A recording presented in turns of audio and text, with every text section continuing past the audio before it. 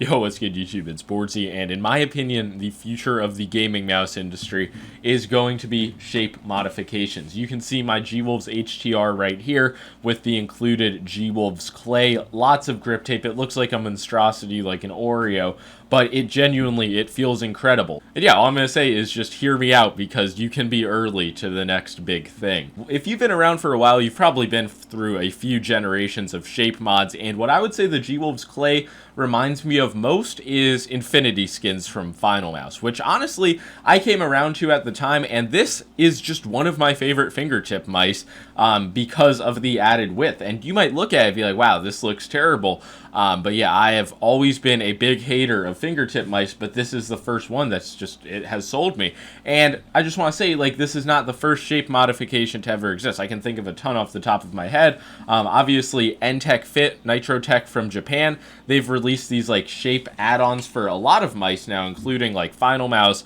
Logitech, Razer. So that's one end of the spectrum, like a 3D printed attached like full piece that really changes the shape. There's obviously G-Wolves clay, which you can just mold. You can put a little, you can put a lot. Honestly, I can give you guys a few pro tips. So one thing is you want to have a layer of grip tape over the honeycombs, if those are there on really any mouse, so like the clay doesn't fucking seep through it like it's Play-Doh. I'm honestly thinking you might be able to buy Play-Doh and pull off the same thing, and that would be a really cost-effective option. I'm just saying, like, guys, the sky is the limit. I'm really thinking of modding my Final Mouse Small, like making the sides a little bit flatter. Like, I'm pretty much sold on this. And then, of course, you prevent the seeping, you put the clay on top, but then the clay, it just doesn't perform amazingly. Like, it doesn't feel terrible, but once your hands become a bit moist, I feel like it kind of unsets the clay, and you can just see that it's much thinner at the top than this bottom area where I don't grip. And if you're wondering, does this add weight?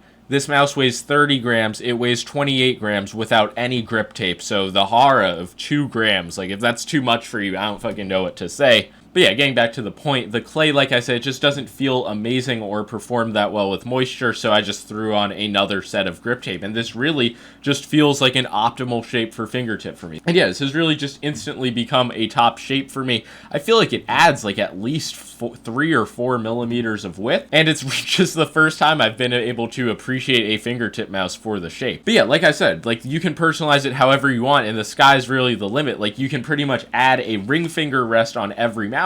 And if you're somebody who's instantly going to be like, oh, this is garbage, no pros use it, like, that's fucking fine. Like, a week ago, and pretty much I still am saying that just a stock Viper V3 Pro is one of the best mice on the market. But again, at the same time, I am an enthusiast, a reviewer. I'm trying fucking everything that comes to market, and a lot of these, like, just clone, boring, cheap China mice are not as exciting as, like, just being able to change any shape and make it feel better for your grip style. So yeah, all I'm saying is that I was personally enlightened by this G-Wolves clay, but there are so many other options. There's like spacers, what are they called? Shapeshift. But yeah, guys, let me know if you want me to start like reselling Play-Doh as like boardzy grips. I can even include like some zebra grip tape. Let me know if that would be a product you guys would be interested in. And yeah, really the last thing I want to point out in this video is that Rocket Jump Ninja, I'm sure a lot of you guys saw a video from him a few weeks ago on a similar topic where he says that a lot of the market is just like bland, boring to him because of so many safe shapes. So I definitely do agree with that, but we just look at it from a slightly different perspective.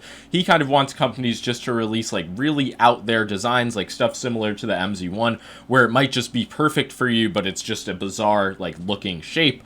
Where I kind of think we can have these safe shapes and then just like work off of them. But honestly, above all, I think me and Rocket Jump Ninja should come together and work on a mouse, but I just fear that will not happen. And yeah, something like these fingertip mice, which are really just like a blank canvas in terms of modifying the shape, that's pretty cool as well. I believe Orbital, they have a mouse called the Pathfinder coming out, which is really going to be the first mouse to be like fully modular and customizable in terms of shape, like from an out-of-the-box, like parts included standpoint. So I really do feel like this is where the mouse industry is headed, and that's all for this video. Let me know what you guys think. Am I crazy? Am I a con man? Am I getting paid by I don't know who to prop this up? I just want to reiterate that I don't think standard regular mouse shapes are in any way unusable, but I just don't think there's really anything to lose out on if you try a little bit of modification. On that note, leave a like, subscribe, peace out.